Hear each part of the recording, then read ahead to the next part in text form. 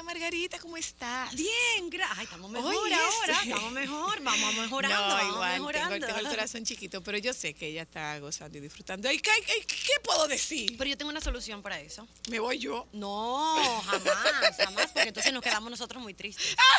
Entonces tenemos que ir todo el equipo. Sí. ¿Están de acuerdo todo el mundo? Bien, Sí. bien, Que nos vamos bien. todos. ¿Dónde está ella? Ella tiene que estar en una isla hoy. Nosotros vivimos en una isla. Bueno, en otra por ahí de estas así cercanas, la alcanzamos ahí. ¿A nada? ¡Sorpresa! Hello. Miren, yo he escuchado hablar del Museo de la Resistencia y la verdad es que es una de las visitas que tengo pendientes y qué bueno que hoy tenemos visita de Luisa de Peña Díaz, quien es la directora general del Museo Memorial de la Resistencia Dominicana, que cariñosamente, o el apodo, no, la forma corta es el Museo de la Resistencia. ¿Qué es el Museo de la Resistencia? Sí. ¿A quién se resiste? Bueno, muy buenas tardes, primero que Bienvenida, nada. Luisa, gracias por aceptar la invitación. Gracias por invitarnos. El Museo Memorial de la Resistencia, y entonces le agrego el memorial para poder dar respuesta a la pregunta. El Museo de la Resistencia es un museo memorial. Es un espacio dedicado no solo a conmemorar a las víctimas de terrorismo de Estado, sino a educar en derechos humanos y valores democráticos. Los museos de memoria, los museos memoriales, lo que hacemos es que con la herramienta del pasado, utilizamos el pasado para en el presente educar en la construcción de un mejor futuro, tratando de colaborar en la formación de un ciudadano responsable, de estas nuevas generaciones entiendan y hagan suyos no solo las luchas por conquistar la libertad y la democracia, sino que también se sientan parte de ellas, se sientan involucrados y sientan el valor que esto tuvo. Y ahí viene la parte de conmemorar a todas las víctimas de terrorismo de Estado. En el caso de podemos nosotros, definir para quienes nos están escuchando que son los más jóvenes, que quizás los que no son tan jóvenes no tienen claro el concepto de terrorismo de Estado. El terrorismo de Estado es la política diseñada y aplicada desde el Estado para el exterminio de la oposición política, con el objetivo de mantener a la población subyugada en base al terror. El terrorismo de Estado tiene 4 manifestaciones. La primera es crimen de lesa humanidad, como su nombre lo dice, es un crimen contra la humanidad. Son las más graves violaciones a los derechos humanos que van desde secuestro, tortura, asesinato, desapariciones. Los crímenes de lesa humanidad incluyen violaciones sexuales, incluyen la expropiación de bienes, todo con objetivo político para implantar el terror. Es muy amplio el abanico de los crímenes de lesa humanidad dentro del contexto del terrorismo de Estado, porque es organizado desde el Estado.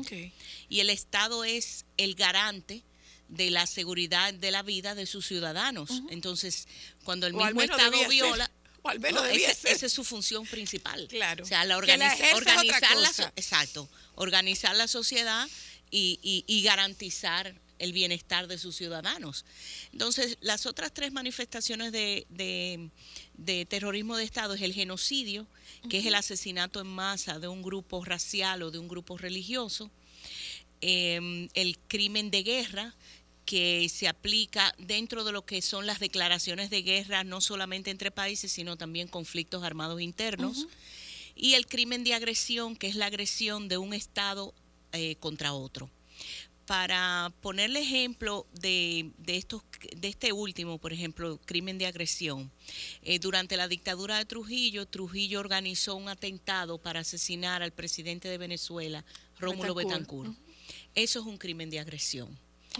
El crimen de guerra va desde la tortura, el asesinato de los presos políticos, de los presos de guerra, los prisioneros de guerra, el experimentar con ellos, el integrar a menores en el oficio de la guerra, en el conflicto. Muy común, por ejemplo, en África, las violaciones sexuales dentro de lo que es la guerra, eso entra dentro de un crimen de guerra. No hay que ser tan lejos, Colombia. Sí, en Colombia también, exacto. Entonces, dentro de todo ese contexto de terrorismo de Estado, el terrorismo de Estado normalmente, o bueno, casi siempre, se aplica dentro de regímenes que son dictaduras, ya sea de izquierda o dictaduras de derecha. En nuestro país, nosotros tuvimos durante el siglo XX alrededor de 70 años con la práctica del terrorismo de Estado, que dejó miles de víctimas, porque cuando uno habla de víctimas no son los muertos nada más, o sea, están las víctimas directas y están las víctimas indirectas, los sobrevivientes. Los sobrevivientes y también aquellos, hay estudios en Chile específicamente que han profundizado mucho, que explican que el terrorismo de Estado afecta hasta una tercera generación. Y en algunos casos hasta una cuarta generación. Por supuesto. Entiéndase, el que hoy asesinan, sus hijos y sus nietos cargan ese trauma. Entonces esas son víctimas indirectas de terrorismo de Estado. Yo soy una víctima indirecta. Mi papá es uno de los muertos de los 12 años. Bueno, pues estamos en la misma es uno de los en la muertos misma de los 12 situación. años. Entonces, nosotros somos víctimas de terrorismo de Estado indirectas, y naturalmente está la víctima directa, el que es asesinado, el que es secuestrado, el que es torturado, y la tortura no solamente es tortura física, también está la tortura psicológica. Y ahí entra la esposa o el esposo de aquel que fue secuestrado, entra dentro de tortura psicológica. Nosotros tenemos muchos casos de esposas que iban todos los días a la cárcel a llevarle comida a sus esposos, la entregaban, pero el esposo ya estaba muerto, pero no le decían que estaba muerto. Entonces eso es una tortura permanente psicológica. Esas señoras eran víctimas de terrorismo de Estado. Vamos un momentito a publicidad, Luisa. En el Museo de la Resistencia nos circunscribimos exclusivamente a la tiranía trujillista, o ampliamos ampliamos el rango. Vamos a decir que el punto central es la dictadura de Trujillo, sus antecedentes y sus consecuencias, 1916 hasta 1978. Ya venimos.